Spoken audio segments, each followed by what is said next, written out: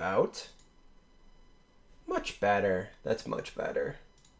Man, I swear I used to do this, like officially. Let's try that again. How you doing tonight? My name is Real Blank Space. I am here for episode 6 of our Tech Talk, and I am joined by... Hello. So, hey, this is Cliff. This is the player of Nerwintok. Welcome. Thank you for being on the show. I appreciate you putting up with my terribly put together... It happens. It happens. But thanks for coming on, man. I appreciate it. Hey, anytime. Anytime. So, for anybody who's watching this and is like, Nerwintok, I've seen that once or twice. How long have you been playing tech? Oh, so tech was one of my first loves. So I got started playing text-based games with the Zork series back on my old Atari desktop computer, which was pretty cool. And then I realized, hell, wait, the internet's a thing now, and people can play these types of games together. So I started looking at a couple of different mods, but Eternal City was just flawless in my opinion. I really loved the way that it had the skill system, and it was always PvP on, and there was permanent consequences for your characters and things like that. So I've enjoyed it ever since. So yeah, I think my first account was back in 99-ish time frame. Okay. That's you know what I'm starting to realize, a lot of the people that are coming on these tech talks are people that have been around for a while, and I appreciate that because there's perspective right now. Like, if you join the game, the perspective you get is very different from, somebody like you or I or others that have been on, where they've seen things change. So it's so cool that I can get somebody like yourself to come on and give me the perspective from what you thought back in the day, what you think in the middle, and where we are now. So you said Nerwintok's your character, but is he your main, or are you one of these people like me? I've got a couple of alts. Do you just play one and train one or two? Do you have some social, like some people have a non-com? What kind of player are you? So, well, my play style has changed, dramatically over the years. Like, when I first started playing the game, it was basically just me and like 2 or 3 of my buddies, and we would just log on and screw around and have fun. I really didn't get into the RP aspect of things. And then, I kind of morphed into this like hardcore number crunching power trainer, getting 400 SP a day, like all up until, the current era when the GMs kind of came back and said, hey, we're going to do events again, and we're going to do, all of these great things again. And after you get to a certain point with your character, like Nerwintok as a main has been a blast to play for all these years. And a part of it has been because I haven't kept him, one-dimensional. And he's kind of like, changed over time. Because when he was a brand new character, he was 100% a bad guy. And some of the people that have been around that long, their characters are still alive, they will tell you this. But yeah, having your characters change, having your characters learn new skills, join new groups, interact with people in different ways, it's kind of what keeps an old character fresh. Right. Well, it's funny that you said what you said. I distinctly remember a time when hearing Talk is going to be a constable. No, that's not really like. But that's what's really cool, like you said, about kind of character development over time. I've told the story about my character. I came in with like this background and this whole idea, and then if you let the game kind of mold you, you never end up where you think you're going to be. It's so funny. So it's kind of cool to hear that your character has done that same sort of thing, where it started off maybe rough around the edges, whatever, and then kind of changed their stuff. Can you talk about that a little bit? Like, did that happen organically? Did something really big happen where he was just like, well, I'm done with this life? Or did it kind of happen gradually for Nerwintok? So it was a hard wake up for him, actually, because this was, back in the old days when Evangeline was the constable captain, and I was just getting started, RP with Zaya's character. Um, she asked me to join the constables with her because she thought that she was, somebody was just going to beat her up and it was going to be this terrible time. So she had me join up, with her so we could, protect each other and whatnot. And it just slowly evolved from there as Nerwintok had more experiences with other players and went to events and learned these things about the game world, and it changed him. It changed him, forever. And then he slowly became, this guy who is, supposed to be the paragon of virtue and justice in the world.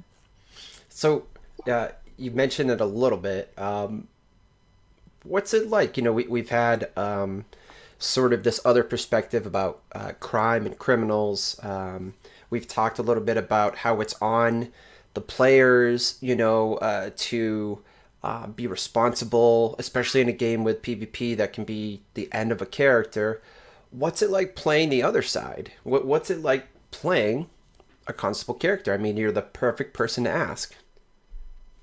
So I think that the purpose of the constables, because if you ask me, I think most players enjoy kind of playing that, lovable rogue type character where they're coming and they're doing stuff, they're getting money, and the constables just adds that layer of risk or that layer of excitement. If everyone's playing a Wild West type character and there's no consequences, you just do whatever you want.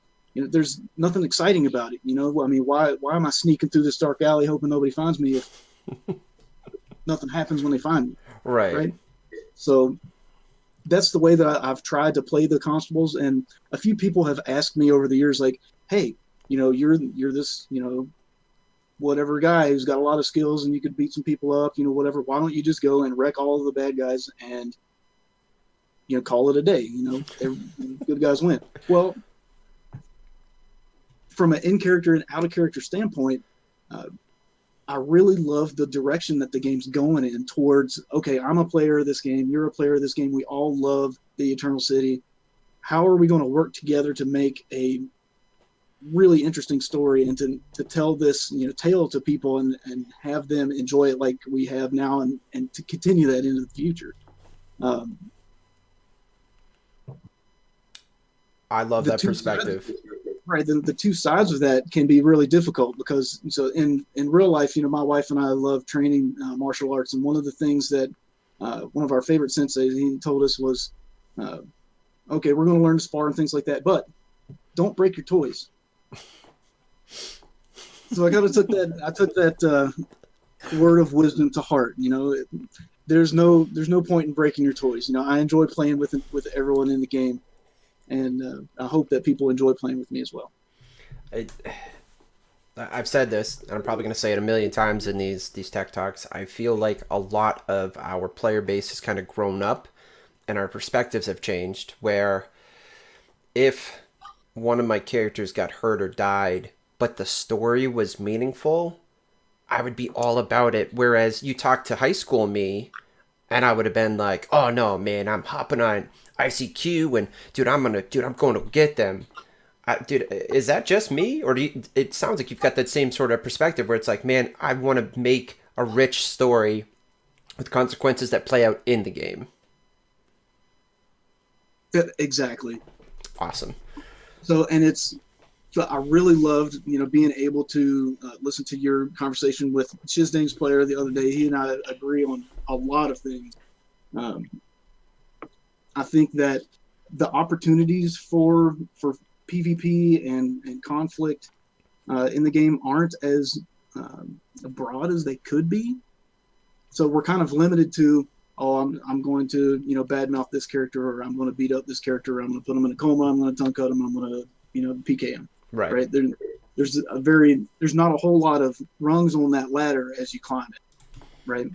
So yep. That's one thing that we were talking about the other day, especially I really loved Shizdane's players' ideas about, adding more things to the list of stuff that you can buy with RPs to do to somebody, right? Like the poison to take their think away for, a temporary amount of time, or to give them a scar. Things like that were really cool, in my opinion. I think that those sort of systems can be kind of added to the game. And if we're submitting them as a community, I'm sure we can get a staff member to be like, hey, this is cool. We see like and write it all out. Like here's how the scars will work. Here's how the mutilation will work. Here's how these things will work. It adds more layers to the conflict we can do because there's like you said that was really great. There's not enough rungs on that ladder. I would love to see more, and I don't even have like a real conflict character yet. I think that it would be phenomenal because to go from I was talking crap at the toga to somebody overheard me to oh crap now I'm the next thing I can do is break a bone or to cut their tongue out. I wish there was like I want to scar their face up. I want to brand them somewhere that they can't get rid of it, so that it's kind of like a warning, like, hey, do this again, it's going to get worse. So Exactly. I have right here, we were talking a little bit about your transition, and I'd love to hear more about that. I think a lot of us, not all of us, but in general, we kind of started chasing skill points, trying to be that number one tech player, if you will, when we were younger. And that's kind of changed. Do you think it's because of, and again, this is more opinion, do you think it's because the systems have changed? Little things like the courses aren't as hard, or the skill point system got changed to what it is now? Or do you think that it's just people have decided that chasing that number one isn't worth it for the rank bonus of a 0.01 for all that work? What's your opinion as somebody who's been through that? What changed for you? Oh, so I think that is one of the great like points of nostalgia for the game. As you go back in time, you remember a time back when cycles weren't a thing. Back when the rank bonus soft cap wasn't a thing. For the people that are listening, so I'm sure a lot of you know that I was part of the BRP. I was part of the Japes' test arena when that was a thing. I was part of the beta test area when that was a thing. I got a nifty special beta test character helping GMs test various things. And since those days, combat is very, very balanced, in my opinion. You can say, some weapons have an advantage here or an advantage there, but after you test things enough, you reach this critical mass of realization that, oh, wait, there's always something that you can do to further your game in one direction or another. Right. So a lot of players that come from the, like gladiator type characters and are all about like, becoming the best gladiator ever. I had that phase and it was so much fun. Yep. And it's really great to see that new characters are coming out and doing that on their own and, trying to experiment and see that, oh, I've got a great matchup here, but now I might have a terrible matchup against this style or against that style or whatever. So the amount of work and the amount of like effort that the GMs have put in to make things, as balanced as possible from a combat mechanics standpoint, yeah, definitely hats off to them because, I hear a lot of people that are like, oh man, staves are just so crazy. Well, it wasn't too long ago when stepping spin and D-sweep were both MOS and you could aim all of your stepping spin hits to the head or the neck, right? And, giving triple bash that extra second of, longer round time, things like that have really kind of like brought them in to where I think that, there's not a whole lot there you could really do to make anything more balanced than that. Well, what I find is interesting when it comes to the combat balancing, and you're one of those characters that is like there's a bunch of you, some of you may be watching, lurking, who have made a lot of characters. You know a lot of the different skills, but for me, I always wondered like, is it that testing bias where you look at it at these ends of a spectrum and you're like, whoa, that looks broken or that looks crazy. But if you were to put it in the middle, if you had like a better middle testing ground, you can kind of see, well, this works cool here, this works cool here. This is where these holes are supposed to be. And for example, I was actually explaining to somebody on Discord that you don't always attack when you see you are no longer busy. Sometimes you got to watch. And that's what's so great about tech. Like sometimes you're waiting. You want to see them do that big move that you know is a second slower, and you're gonna try and get in that grapple, or you're gonna try and get in that stun, or like where where do you kind of draw that line? And you know, a lot of people, I know I'm going to hear this. You know, it's nerf staves.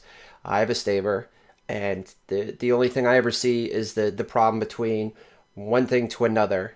But I don't know enough about the whole system. You know what I mean? And I wonder if that's something that hopefully we can kind of crowdsource on the Discord and get more people to talk about it. Right, right. That to have a community BRP, if you will, since that system is no longer available right now. Definitely. And I think that, having like the beta test area, I think that was a really cool way for people to try things out, like try new weapons like for free. For example, it's like, man, I've never played a Cestus guy, so I'm gonna, log on to my beta test character, learn 100 ranks and all the Cestus moves, and just beat up some thugs and just see how it plays. Right. And if you end up liking it, you're like, man, this is kind of fun. Then, yeah, then you can take your hard-earned RPs and character slots and put them towards something that's going to matter to you in the long run. Fun. This is where I start dreaming. Yeah, it's about half an hour in. So what do you think about putting in like a, hey staff, once a month, can you open up that area where you let people make a beta test character, just one, and make it a same sort of place like the veteran character area, easy code to copy paste, and then let people just try some new things. It's open for, like 6 hours on the last Sunday of a month or something. And anybody could go in and try some new stuff. Something like that. Do you think something like that would be cool? So something like that would kind of be cool. So that I've kind of always envisioned it in my mind, because I know for a long time players have seen like the instant action button. Mm-hmm. And I really like how, they've made the red button that you can push and become an NBC. Yes. That's pretty sweet. I think something like that would be great. Like even if you became, just a random gladiator in the arena and you get to fight guys, or Yep.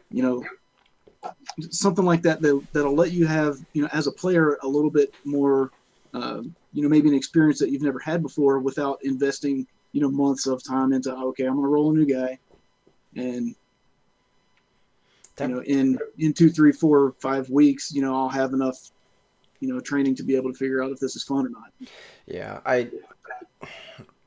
I think that's something that could be kind of put forth, especially as we start to get more new people to the game, where I don't want them to be discouraged because they try something and they're like, I thought I'd like this, but it's not that fun. I want to try something else. But that's part of another whole fun thing I planned for the future. We talked about the blue ribbon panel, getting ready for Christmas time. One of my fun questions to ask is, okay, so you can put in one request or one thing that you could ask one of the staff members to do. You're like, hey guys, I would like blah, whatever it would be. What would you ask for and why? What would I ask for? So I think that if you take all of these ideas and kind of put them together into, so like if you had one catch-all solution to all of these things that we've been talking about, I think that having easier access to VCs would be really cool. That's what I would ask for. Like, for example, maybe have like once a month, if you're a premium subscriber, you get a level 1 VC, and you can just roll a dude and play it, right? Yep. So you get your amount of free stats, you get your amount of free ranks, and then you can, learn a skill, try it out, and have some fun with it. And it would also give folks who have these old characters who can't get them chopped, because sometimes you just can't get chopped. When you really want to. The chopping. It's my favorite thing. Everybody's like, man, how did you get Sumtu chopped? And I'm like, I didn't mean to. I literally was just doing regular crap on him, and he got it. And everyone's like, well, I heard there's this thing, so I'm running to it. And I'm like, no, don't stop that. Don't do that. Stop. Don't run to a chopping. Don't run to a chopping. play your character, and then if they just happen, dude, my favorite part where there was a guy who was on the chop list, and it was a fight night, and literally the command was like he got knocked out, and the command or the room echo was like, dude, breathe his last breath, and everybody just stopped, and everyone was like, wait, what happened? And for a minute, I was like, holy crap, like it was that feeling like. I'm like, this is what Chop is for. It was so beautiful. Dude died at a steps fight. I was like, can't chase the choppening, folks. You're gonna hear it here. You'll hear it in Discord. Can't do it. But I like the idea of having a way to try out things, especially from the business side of things. If you're a premium subscriber, then you get a VC1, which I don't know exactly what that is, but I know it's not the end of the world. And that allows people to kind of have a little launching point. That's pretty cool. I actually was writing up a little sort of request for the staff to be like, hey, we have all these people. Why not give them, anybody who makes like a new account and it stays and it goes, free to play, why not just give them one character, a VC slot, to encourage them. Like, hey, if you ever go basic or whatever, you could try this out and go for it. That'd be really cool. Something like that. But I think that's a cool idea. We've talked a little bit about conflict and history and RP expenditures for conflict.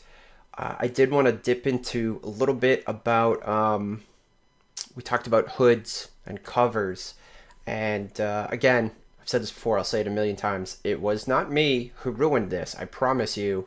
I was there at the time, but I was not the one who beat up Scott's GM NPC and got it all, you can't wear your hoods and stuff in town.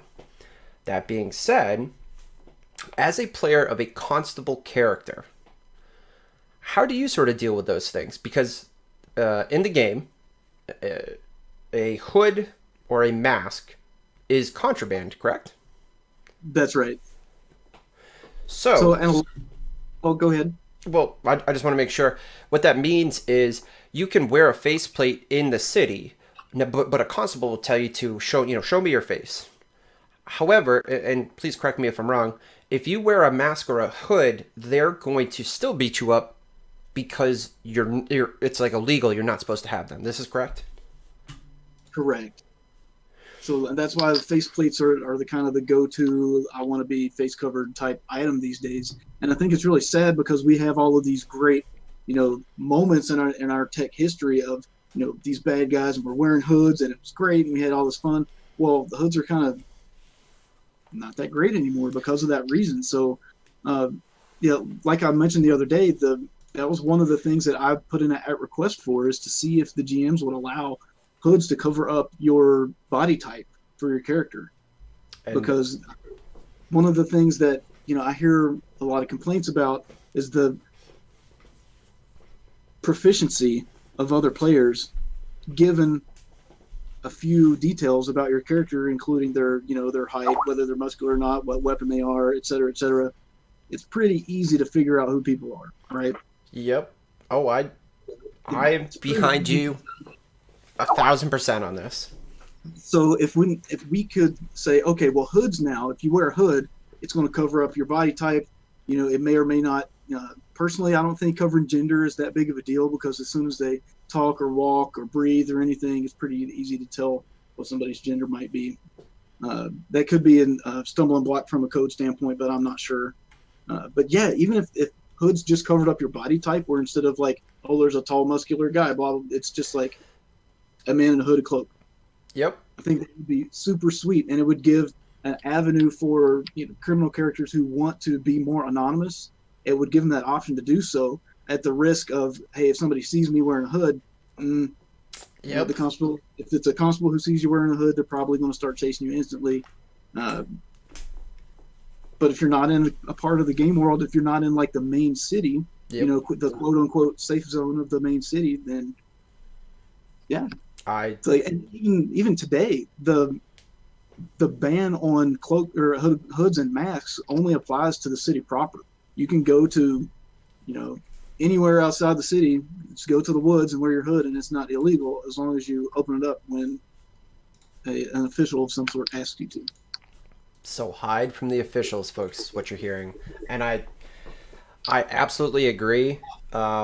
It's funny, I think I had mentioned a while back, but I never put in a suggestion that somebody was saying like the constables, it's very easy for them to like rip off the mask or rip off your stuff. And I was like, dude, let's have a skill where it's like I don't have anything in my hands and I just grab my hood with two hands, like make it a skill you can train. Like, no, I'm still running away. Don't touch me. You know, like, but Right. I, I'm 30 maintain cover. yeah, right, dude, mate. Like literally, like nothing in your hands. You grab your hood with one or two hands, and literally, like, no, you won't know. Get away. You know. So, okay, of course, I'm a dingling. That's not an actual suggestion. I wish that they would change some things with the constables, the NPC ones. That being said, I love this idea. I love the idea of hiding more of that stuff because right now the risk versus reward seems to be a little bit more towards the risk part. There's not enough of a reward. Like I want to be able to cover up my body type.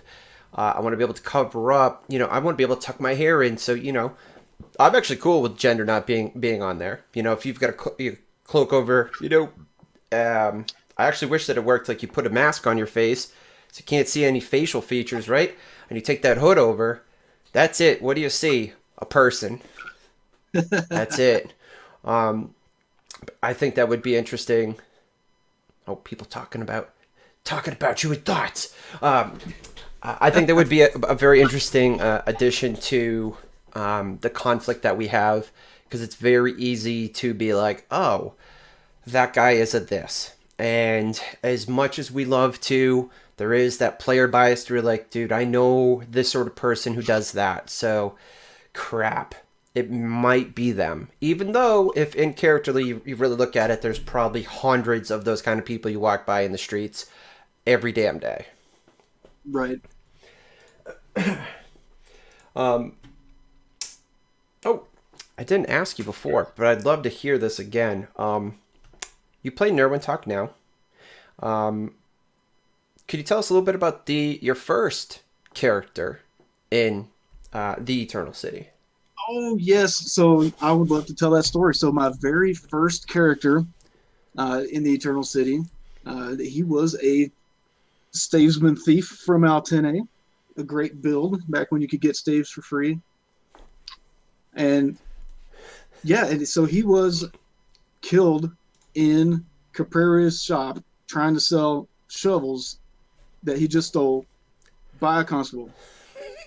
Like, I think I'd been playing him for like 3 weeks, and and a constable that you may or may not know from back in those days just rolled in. It's like, hey, you're selling a shovel. Beat, dead. Yeah, but back in those days, some of those things were kind of rough. It was like, are you palming something? Smash. Are you in the harbor? Smash. Did you look at me sideways? Smash. So that's not. Even though those days we can kind of look back fondly on now that it's so far in the past and we've had all this nostalgia attached to it. But yeah, today like I try as a constable and to teach the other constables that hey, you don't always have to be mean, and even when I'm beating up somebody, I'm still nice to them. And then I think that there's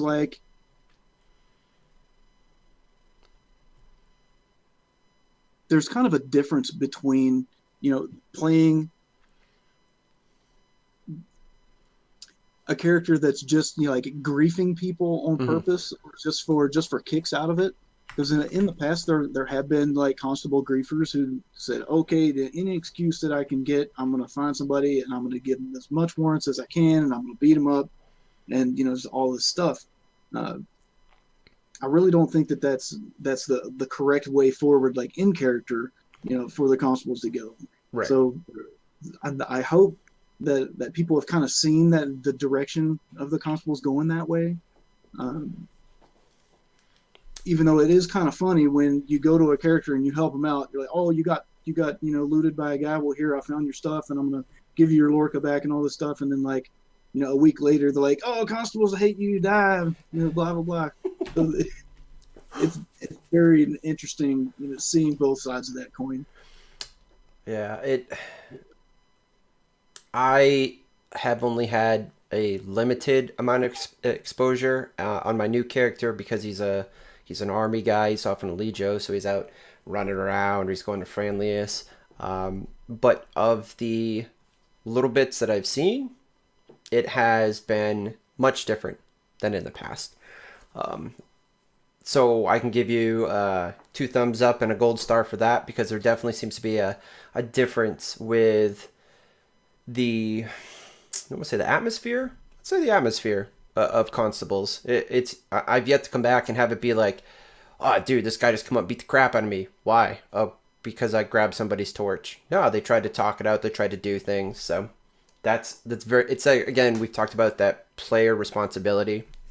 Yes, it's easy to just kind of, what was his name? Lorcan. One of those Bannock dude just run up and just on somebody. But it seems to be a lot different now. There seems to be players that are having their characters allow for things to potentially unfold, which is nice to see.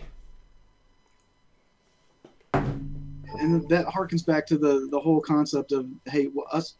So when I log on to the game, I might have had a rough day at work, like things going on, and I just want to hang out with all the people that I love to play with, which I really like to play with everyone. Like, there's very few people, compared to the old days. There was a lot of people who just really enjoyed being as mean as possible. That's not really necessary. Yep. But yeah, even when the stories in character are pretty cutthroat, out of character, you can step back and say, "Oh man, that was so good. I'm glad that I was a part of that because, because of the depth of it, because of the enjoyment that everyone can get from it. Because the GMs and themselves, they're people just like us. And I've had the opportunity to have brief conversations with a lot of the staff, by virtue of being a group leader. And, yeah, they're just, real people just like us, and then they're busy and they have things to do, and they don't always have time to log on and create this huge story for us to watch. Right. We have to create some of that ourselves. And I like that what I'm hearing from you is you're trying to do the other side. Somebody like Shizdane has the criminal side of stuff and trying to lead the way for criminals or maybe not even lead, just engage in and be a part of that. And Yeah. it's the same for the other side too. Like, hey, listen, we play, the law keepers, but we want it to be fun. We want the story to be great, even if in character, my character's after yours, or he knocked me out, or he did this, or, he left a dead rat outside my, domus. You can step back and be like, man, that was so cool. And I'm finding that since I've been back, I've had more of those. So many more of just like, that was cool. I mean, my character may not have enjoyed it, might have had a rough time, but me as a player was like, damn, that was awesome. Definitely. So, sir, as we sit here and we BS, we talked briefly about the blue ribbon panel. Would you be interested in giving us your thought on combat as it is now and today? Other than, of course, hashtag nerf staves. Everybody's all on nerf staves right now. Perspective wise, as you said, if you look, things have been changed and things have been changed. If you were going to put together some things that you think need to be adjusted or looked at, what would they be? Okay. So looking at I'm sorry, I'm giggling because people are joking in chat.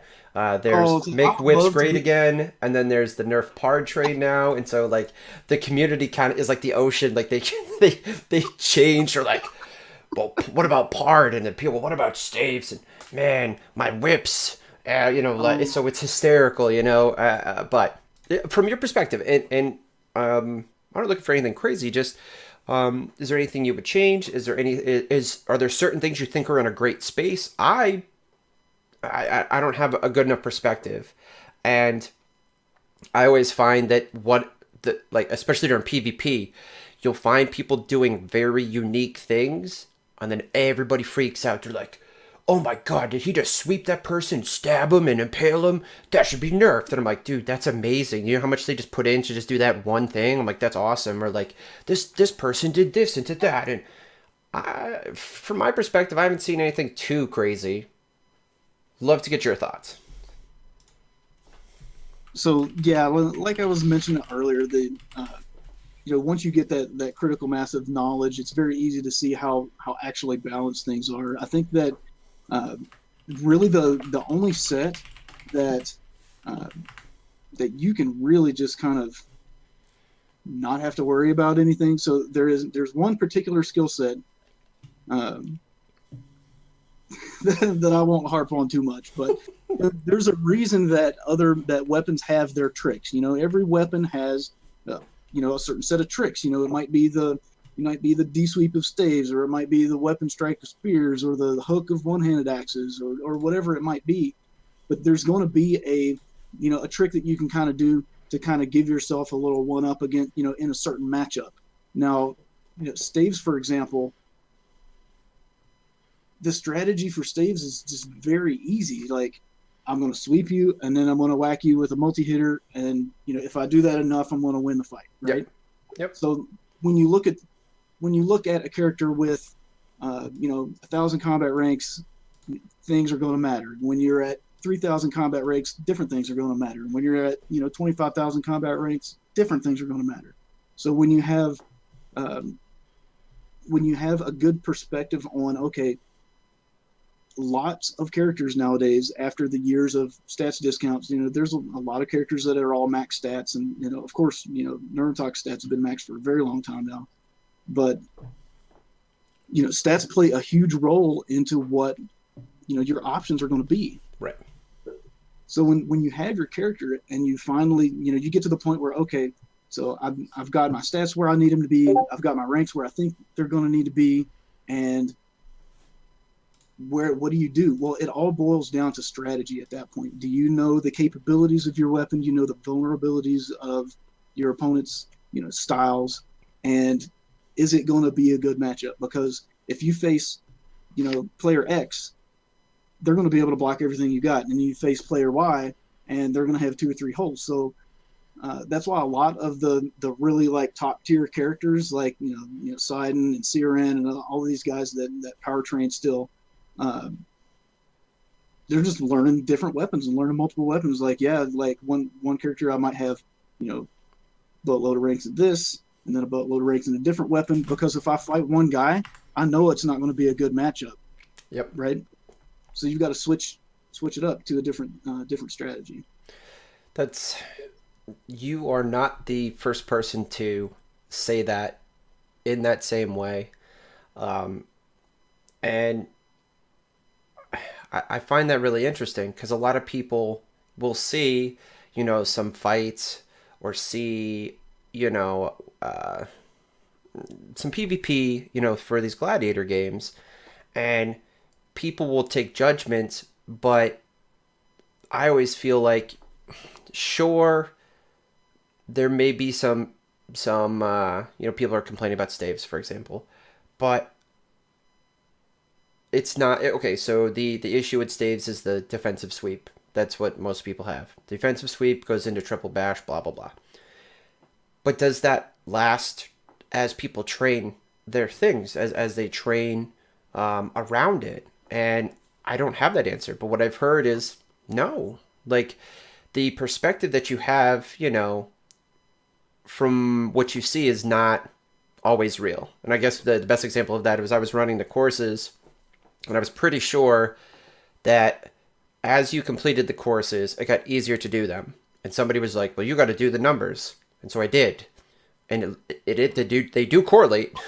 It's like, at first I was like, I got to make sure. So I did. And as the number of, not just the word name, but as the number of them went up, I found that there was a easier time to complete them as I went along. So I was like, okay, this is a real thing. I don't know if what we see in the game is objective, and I don't know if you really can. I think maybe if you're on the staff and you can kind of look at the whole system and how things are supposed to balance and where the holes and things are supposed to be, maybe. But I mean, it's kind of hard. Right, and that's, man, that's what I really love about the game too, because seeing something I've never seen before, and then testing it thoroughly, and coming up with this crazy idea. Is it going to work? Oh no, it's not going to work. Or oh yeah, this is going to work. It's pretty cool. The more things that you're able to experience and able to find out for yourself, I think it's going to make you a better fighter in combat, of course, but it's also just a huge source of joy for me, like just playing the game, because I'm glad that there's not this here's the Eternal City strategy guide and it has all of the all the stuff in it, all the numbers for everything. Well, it kind of that veil that's over people's eyes, it lends towards this this idea that we're all in the same playing field. Right. You know what I mean? Yep. That I made some wild assumptions. I'll share them with you so you can giggle, because you're one of those people who has that perspective. I don't. But I'm always like, I want to make, and I've said this, I want to make a high willpower, specifically endurance, strength character, just to see if that's a possibility. Like, you stomp on my leg, I give you the finger. I literally blink at you and I'm done. And you're like, oh crap.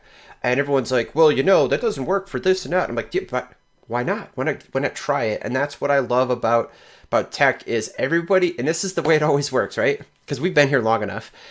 Mm-hmm. It always is what works until all of a sudden somebody does something new, and then everybody's like, oh my God, where did that come from? That needs to be nerfed right away. Oh my, like, I love finding those things, and I hope that we continue to find more of them, because that's what makes the game exciting.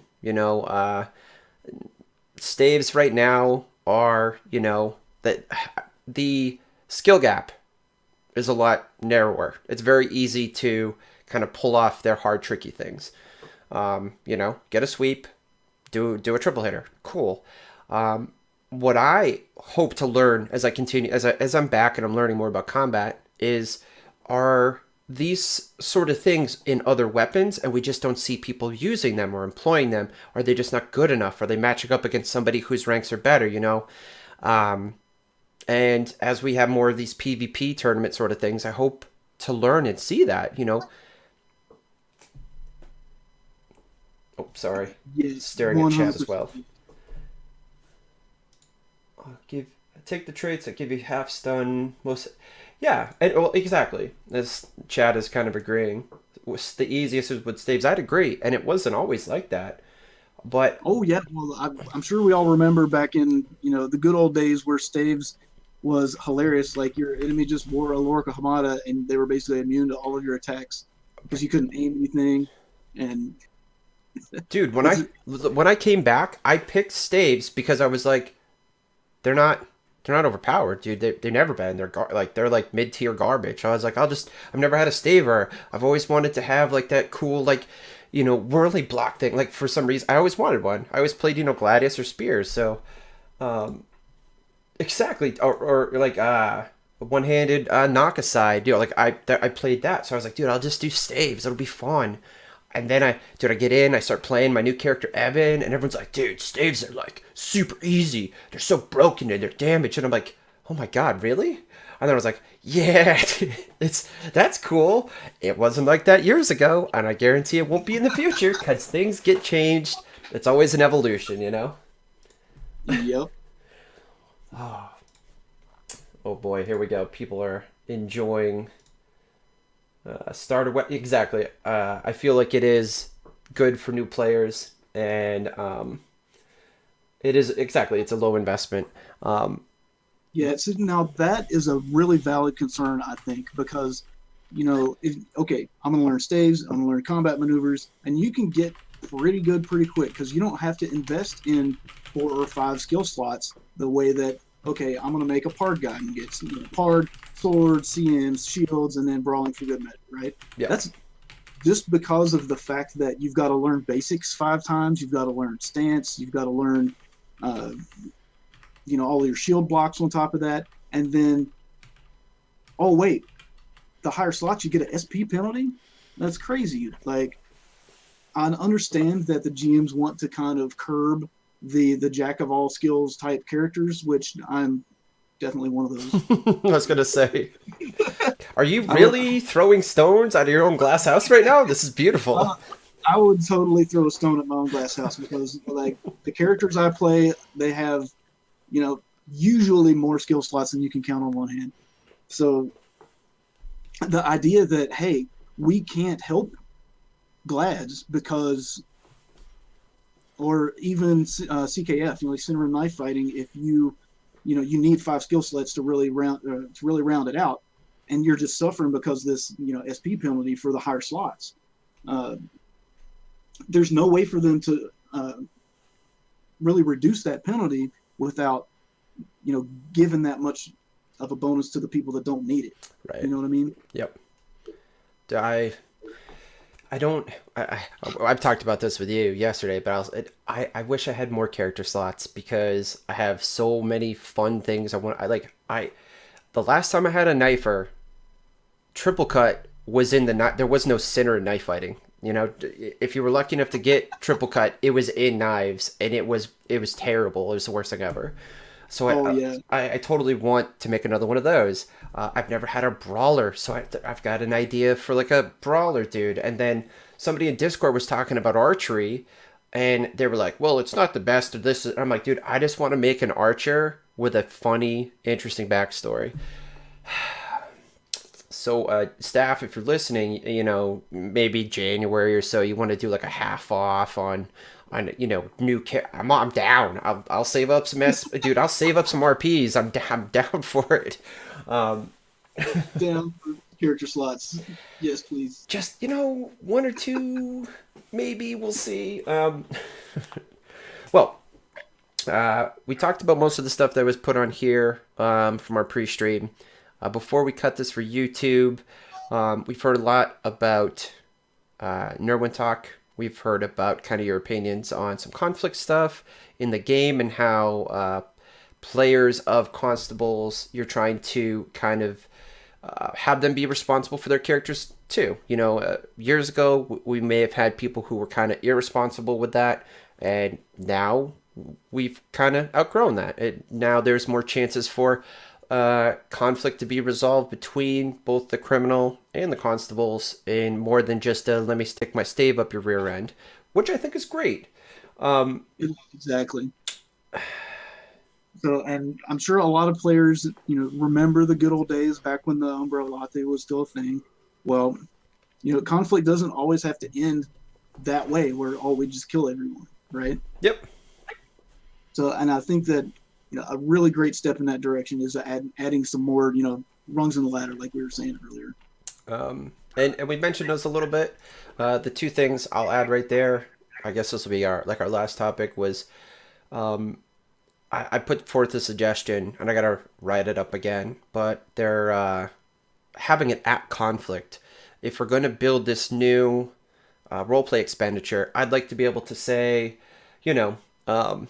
I went past the toga, and Nerwintok looked at me, so I bought him some Posca and said, this drink is like your wife, cheap, and then left, and then I write that down.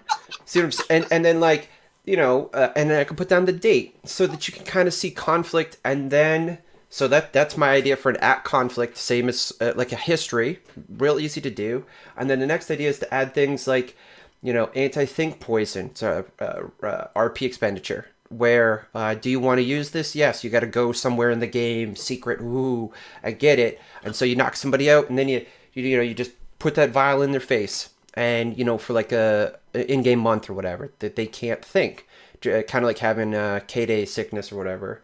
I also have some, and I shared this with you. It's the first time I'm saying this live. I love the idea of something simple like someone's walking around you, and let's say wherever in town or whatever, you trip them, and it costs like 50 roll points or 100 roll, and you trip them right, and then it makes like their sag them dirty for like a in-game week. So they walk around instead of like a pristine white, it's like a smudged or a dirty or a muddy Penalia or Sagum. There's like I would love to add some of those to the game that I don't think would be difficult to do, but add more layers of conflict so that not everything ends up, I talk some shit. Okay, I've got a slate now because I got my tongue cut out, and I kept going, and now I'm dead. So, Oh, so I should make my opinion clear. So tongue cutting, I think, is very silly. I think that if you have the ability to do something permanent to another character, uh, like that, I think that it's just way too crippling. I think that, yeah, tongue cut needs to get either nerfed or fixed, or either put in a temporary type solution where you get your tongue cut, yeah, and then out of maybe 6 months of real life, it heals back, or there's some kind of IC option for you to get it back. Because we all know great characters who ended up getting tongue cut, and then that was just it, right? yep. Oh yeah. So, and it would be so easy. I'm just waiting for the guy with a bunch of role points to just go around and tongue cut half the people in the game and laugh, because it's Because it's there. No, I hear you. it's just there, and it's just so easy to do, and the consequences are so light in comparison to the effect that it has. Which, so if we're going to talk about balance things, people talk about a concealment charge being how strong as they are. I think that those two things could come towards the middle, where like we find that a tongue cut, right? You actually cut their tongue. Let's say like you cut it in the middle, whatever, right? And then they got to go somewhere to potentially get it healed, or they got to go pray at a shrine. Or again, we're just spitballing here. But then we also need to look at other things for balance sake, like getting a faceplate charge, dude, is crazy. Like balance wise, if you look at like the warrants, it's like it seems to me that it could come down towards the middle as well. I would like to add not just things like that, but this middle section, dude. Give me things like I can trip somebody. Give me things like they walk by. I can spend 25 roll points to spit on their sagum for a day. So you walk around, it literally says, there's some spit there, and it lasts until it rains. Oh, it's so funny. Well, there's still eggs in the game you can pelt people with, and it'll make their sagum have red egg splatters on it or whatever. Yeah, that's what I'm saying. Like it's something like that. So we have those little tiny things like how about I take my beer, right, and for 50 roll points I can splash it on you, and then you smell like alcohol until you take a bath or something. Like I know, listen, I know if you're watching you're probably like, okay, this stuff is silly, but it adds little bits that aren't heavy on the roll point cost, but they add conflict instead of it being the wrongs that we have now. But isn't that little things like that? I think would add to the game. And again, I'm hoping we crowdsource these like together as a community, and we say, hey, can somebody add this?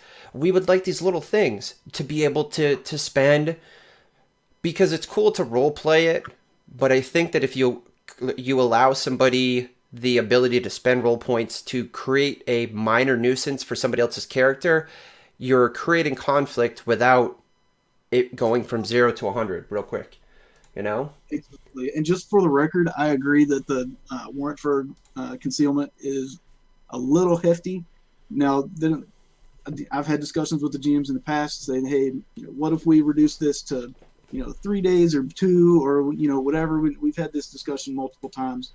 But yeah, it's just something we kind of have to live with, and that's why when I see somebody who gets a concealment warrant, if it's like a known bad guy and they were doing bad stuff, then yeah, they could serve it. But if most of the time, if it's just some guy who forgot to open their plate at the arena or whatever, just unwarrant them and call it a day. Right. And that same kind of philosophy applies to any crime. Like even if it's just like a regular old pickpocket rolling through the streets and they've got, they just stole 50 pouches. Well, I'm going to warrant them for one count of petty theft, even though, I just saw them do it multiple times. Right. I don't have to give them 30 counts of petty theft. You just give them one and call it good. Yep. And again, I think that begins to talk about, or not begin, but continues to talk about that responsibility of players. Like, dude, I could stack 9,000 warrants, but I won't. I'm going to give you this one because that's the little bit of the risk reward. You're like, I caught you. I was out looking in this area. I found you, but I'm not going to bog you down. Exactly. Sorry, I'm also trying to. The chat is very funny with the comments right now. I'll share them. Oh, so I finally got to the chat, and you guys are hilarious. I love you all. So we talked about some stuff. If you're watching this on YouTube, thanks for watching to the end. I'm joined by Nerwintok. This is going to be about the end here. We talked about his character. We talked about how things have changed from years ago to where they are now, mostly with Constables. We talked about him as a once hardcore power trainer who's kind of morphed into a role player. I really feel that a lot of us have gone through that sort of transition where we continue to play not because we can grind the most skill points, but because we enjoy the story. There's something that we had fun at this event or this player run event or this conflict we remember so fondly. I literally sit here and just BS with the community about these funny stories and things that have happened.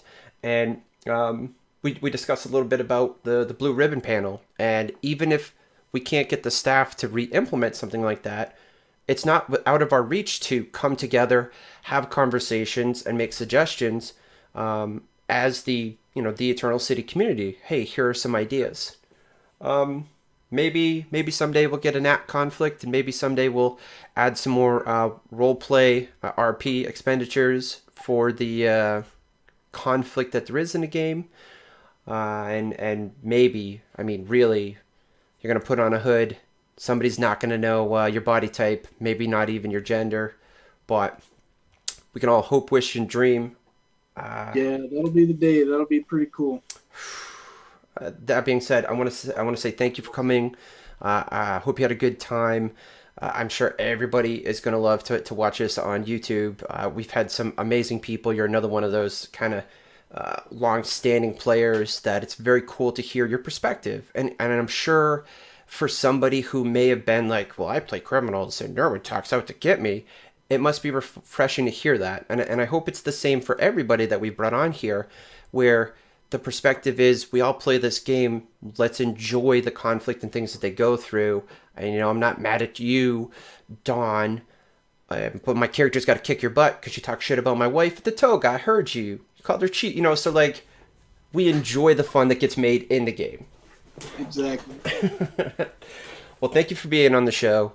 I'm going to mute things here. We'll make this cut for YouTube. We can hang out for a couple minutes after this, just chilling with the stream. So if you're watching on YouTube, this will be the end. Come follow the stream, hang out sometime, join the Discord. All of that information will be down below. And we will be back in just a minute.